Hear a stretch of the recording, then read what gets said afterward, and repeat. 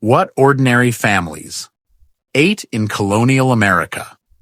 Boring history. For sleep. Good evening and welcome.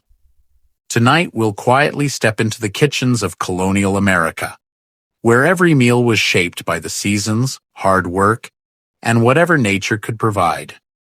There were no supermarkets, no refrigerators, and certainly no fast food. Every bite of food required patience, skill, and countless hours of labor. So get comfortable, relax, and let us discover what ordinary families ate more than 250 years ago. Imagine the first light of dawn spreading across a small colonial farm in the year 1765. The smell of wood smoke drifts from a stone chimney as the fire is carefully brought back to life after the long night. Breakfast is never extravagant.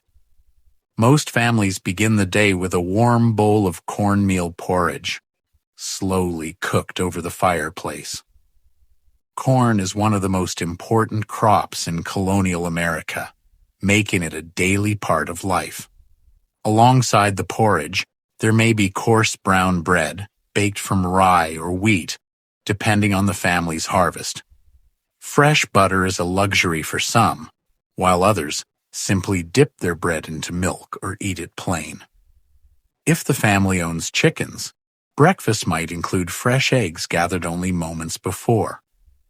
Wealthier households may also enjoy smoked bacon or salted ham, but meat is not guaranteed every morning. Fresh milk is common on farms with cows, though it spoils quickly without refrigeration. Many families also make cheese, which lasts much longer and provides valuable nutrition during the winter months. Sugar is expensive. Instead of sweet pastries or cereals, many people flavor their food with honey or maple syrup when available.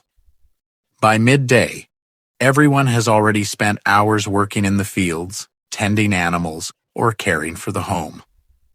Dinner, the largest meal of the day, is prepared over the open hearth. A large iron pot hangs above the fire, slowly cooking a thick stew filled with whatever ingredients are available. Potatoes, onions, cabbage, carrots, beans, and turnips are common vegetables. If the family has preserved meat, small pieces are added to flavor the broth. Bread remains an important part of every meal. Many families bake several loaves each week inside brick ovens heated by burning wood. Fresh fruit depends entirely on the season.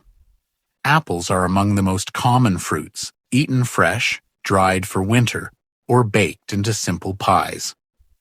Berries are gathered from nearby forests during the warmer months.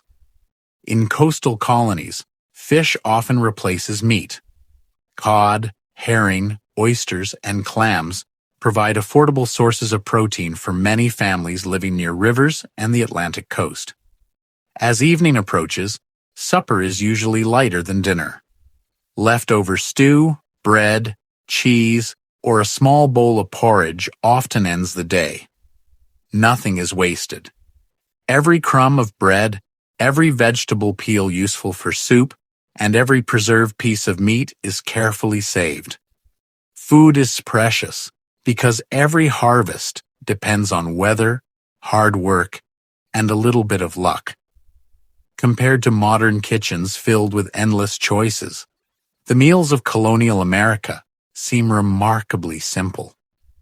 Yet they provided enough strength for families who worked from sunrise until sunset. As the fire slowly fades and the farmhouse grows quiet once again, another peaceful day in colonial America comes to an end. Thank you for joining this relaxing journey into America's culinary past. Rest well, and I'll see you in the next chapter of Boring History USA.